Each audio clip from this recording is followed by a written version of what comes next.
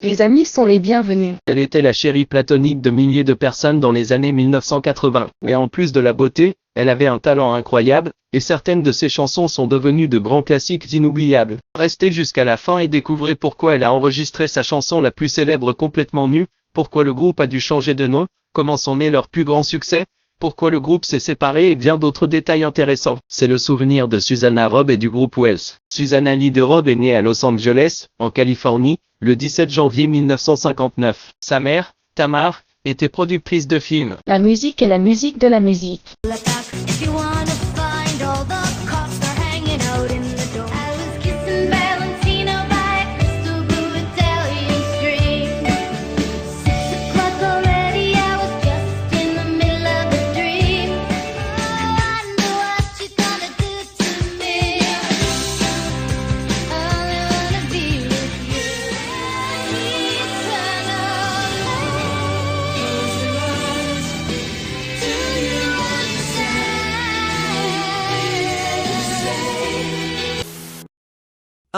La mère de Susanna était une grande amatrice de musique en général et avait l'habitude de rester assise avec ses enfants à écouter des disques pendant des heures. Cela a développé le goût de Susanna pour la musique, et depuis son enfance, elle a commencé à jouer de la guitare, démontrant une grande capacité. Susanna avait deux frères, John et Jesse, un plus âgé et un plus jeune qu'elle, tous mélomanes. En 1976, Susanna est diplômée du lycée, a commencé à étudier l'histoire de l'art à l'Université de Californie et, au-delà, à devenir danseuse professionnelle. Au cours de cette période, il a également travaillé comme assistant de sa mère sur plusieurs films et a fait ses débuts au cinéma dans le film de 1978, Estonia Island. La musique a toujours été une partie essentielle de la vie de Susanna. Pendant ses études universitaires, il était un amoureux des groupes de rock classiques tels que Pink Floyd, The Who et Led Zeppelin, mais en 1978, à 19 ans, il assiste à deux concerts qui changent sa vie. Le premier a eu lieu le 14 janvier 1978 et n'a été rien de moins que le dernier concert du groupe Sex Pistols. Quelques mois plus tard, elle assiste à un autre concert de Pat Smith, et la jeune femme est tellement captivée par le spectacle punk dont elle est témoin qu'elle décide qu'elle ne veut plus être danseuse professionnelle, mais plutôt avoir un groupe. L'année suivante, en 1979, Susanna fonde son premier groupe avec son frère aîné John et un de ses amis. Le projet n'a pas duré longtemps, mais par curiosité, l'un de ses membres, David Roberg, fondera des années plus tard un groupe appelé Mastar, qui obtiendra d'importants succès. En 1980, Susanna, décidée à former un groupe, pense que ce serait cool de former un groupe exclusivement féminin, ce qui n'était pas très courant à l'époque, dominé par des groupes masculins. À cette fin, Rob a placé une annonce dans le journal, et le bassiste Ned y a répondu, qui, après avoir parlé avec Rob au téléphone, a été recruté. Après cela, Susanna a trouvé une autre annonce dans le journal qui cherchait des membres féminins pour un groupe et, en contactant les parties intéressées par téléphone, elle a rencontré les sœurs Debbie et Vicky Peter. Le titre All Over the Place est sorti le 23 mai 1984. Cet album non plus n'a pas eu de succès, mais il a trois curiosités très importantes. Tout d'abord, cela a suffisamment attiré l'attention pour que Cyndi Lauper les invite à être ses premiers actes. Deuxièmement, le célèbre prince les a remarqués et leur a offert une de ses chansons pour leur nouvel album. Et, dernière curiosité, dans le clip de la chanson Going Down to Liverpool, on peut voir le célèbre acteur Leonardo de Huma jouer le chauffeur grincheux du groupe. Si vous vous demandez comment cette étrange collaboration est née, il y a un fait peu connu. Susanna Hoffs vivait dans le même quartier que l'acteur Leonardo, leur famille était amie et, en fait, elle est allée à la maternelle avec ses enfants. Cette apparition dans le clip a été faite comme une faveur et un moyen de les soutenir. Les filles se sont mises à travailler dur sur leur deuxième album, un processus qui a duré près d'un an. Au cours de l'été et de l'automne 1985, ils mettent la touche finale à l'œuvre qui sort le 2 janvier 1986 sous le titre Different Light. Cette fois, tout le travail acharné a porté ses fruits et l'album a été un succès complet. Le premier single sorti était la chanson Manic Monday, écrite par Prince, qui est devenu le premier grand succès de sa carrière, atteignant la deuxième place du Billboard et des charts britanniques. Cet album a également produit 4 autres singles à succès, Walking Down Your Street, Follow, et le très réussi Walk Like an Egyptian. Cette dernière serait la chanson la plus réussie de l'œuvre et atteindrait le sommet des charts Billboard le 20 décembre 1986, en plus d'être au sommet dans des pays comme le Royaume-Uni, l'Allemagne, la Belgique, l'Espagne, la Suisse et l'Australie.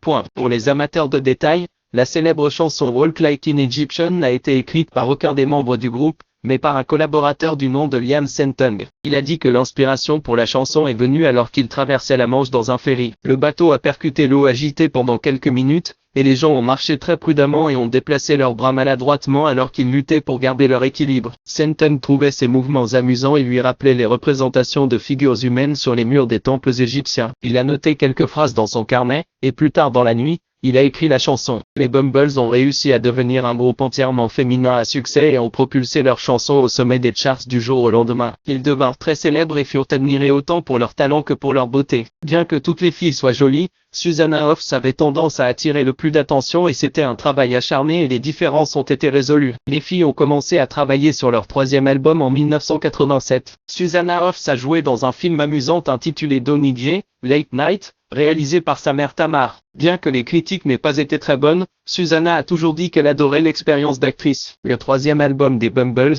Everything, est sorti en octobre 1988 et a remporté un bon succès commercial, mais pas autant que leur deuxième. La chanson la plus réussie a été The Eternal Flame, qui est devenu le premier et le seul single numéro 1 du groupe aux États-Unis et dans de nombreux autres pays du monde. Cependant, les tensions ont continué à monter au sein du groupe et, en 1989, la batteuse Debbie Peterson a décidé de quitter le groupe pour poursuivre une carrière solo. Les Bumbles ont continué en trio et ont sorti leur dernier album studio en 2003 intitulé Doll Revolution. Au fil des ans, les Bumbles ont influencé de nombreux autres groupes féminins et sont devenus un incontournable du girl rock des années 80. Malgré de nombreuses difficultés, elles ont réussi à laisser leur empreinte dans l'histoire de la musique et sont restées dans les mémoires à ce jour comme l'un des groupes féminins les plus emblématiques de tous les temps. Tout d'abord, cette chanson est devenue un véritable phénomène mondial, également dans des pays comme le Royaume-Uni, l'Australie, la Belgique, les Pays-Bas, la Norvège, le Portugal, la Suède ou l'Irlande. Laissez votre commentaire ci-dessous et dites-nous de quel pays vous regardez. Pour cette grande chanson,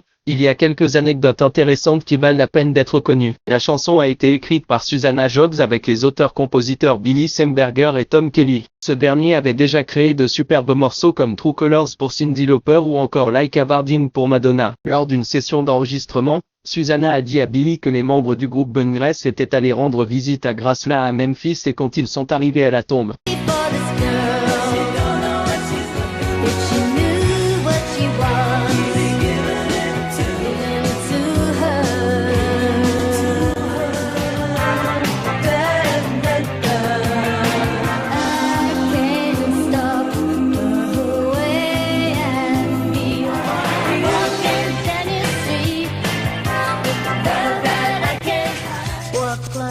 Egyptian.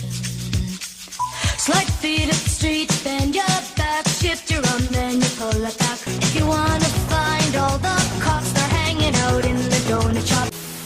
d'Elvis Presley, il pouvait voir une flamme censée toujours rester allumée, la flamme éternelle. Et ce jour-là, il pleuvait beaucoup et elle était sortie. Lorsque Billy Semberger a entendu cette anecdote, il s'est souvenu que lorsqu'il était enfant, ses parents l'emmenaient dans une synagogue où une flamme rouge était allumée, et à quel point il était impressionné en pensant que le feu ne s'éteindrait jamais. Billy a dit à Susanna que c'était une excellente métaphore pour une chanson. Et ensemble, ils se sont assis pour écrire les paroles et, en quelques heures seulement, la chanson était prête. Et ainsi un super classique est né. Une autre des anecdotes les plus intéressantes et les plus étranges de cet album est que, une fois la chanson Eternal Flame prête à être enregistrée, le producteur du disque, David Silverson, a dit à Susanna Jobs qu'il avait récemment produit un album pour la célèbre chanteuse Olivia Newton-John et qu'elle avait un secret pour améliorer ses chansons, en réalisant les enregistrements complètement nus en studio. Susanna n'y croyait pas au début, mais après l'avoir analysé, elle a pensé que cela pouvait être vrai, qu'elle avait peut-être envie de nager nue, un mélange de vulnérabilité et de liberté qui pourrait transmettre une émotion supplémentaire aux chansons, et a décidé d'essayer. Et l'enregistrement d'Eternal Flame a eu lieu au Social Studio de Los Angeles et le chanteur était complètement nu pendant l'enregistrement. Le résultat de la chanson était très bon,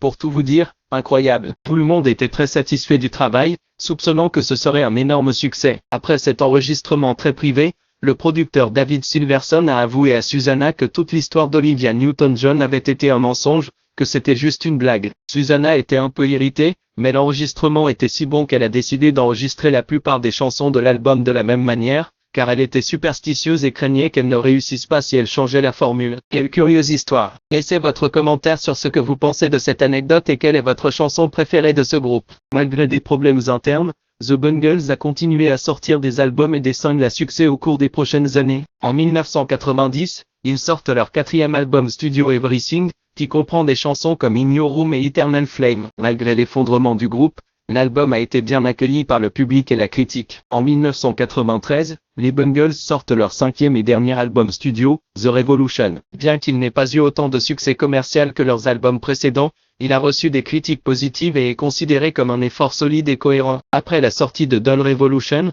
The Bungles s'est officiellement dissous en 1995. Chaque membre du groupe s'est concentré sur ses propres projets musicaux. En 1999, le groupe s'est réuni pour une tournée de concerts et a continué à faire des apparitions sporadiques ensemble au cours des prochaines années. En conclusion, The Bungles est un groupe iconique des années 80, avec une combinaison unique d'influences musicales et un style inimitable.